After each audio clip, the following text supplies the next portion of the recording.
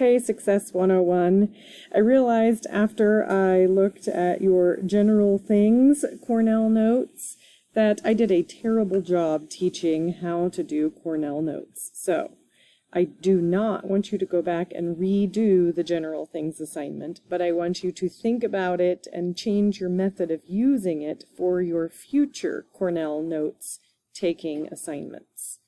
So for Cornell Notes, we talked about there's 3 general locations. The first location is this notes section. This is what you want to do first. Do this while you are listening or watching or reading the material. That's the first time you think about the information. Then, after your notes-taking session is finished, such as at the end of the class period, or later that day when you have a study hall class, or when you get home from school, as soon as you can after your notes-taking session. For example, here are the notes taken by one student. She listened to and or read the information on the general things page.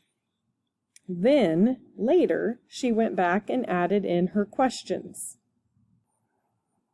Here are the questions that she asked about the information that she took notes on. Simple questions.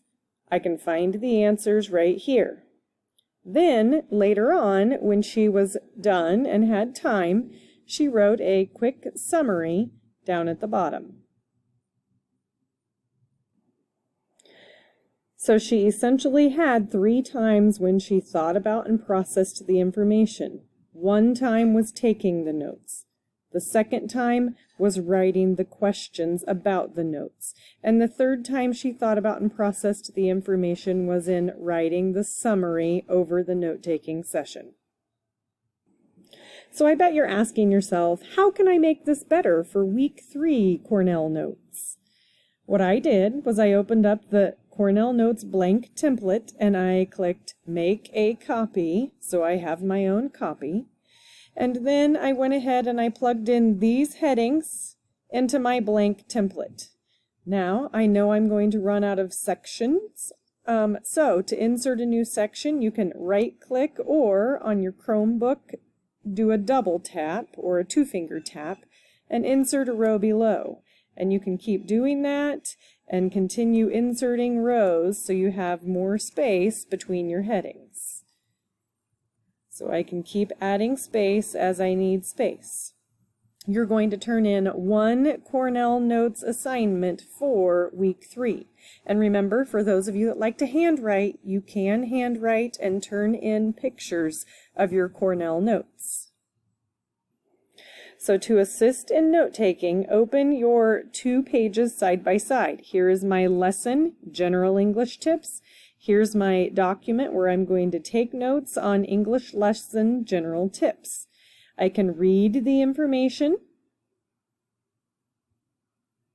and go through and take notes, and or I can listen to the information and take notes. Then, after you've finished taking the English section notes, take a few seconds and go back and write your questions in the question section. That way you think about the information. And then, after you take your notes and ask yourself those questions, then you come down and you click on the quiz and you take your quiz.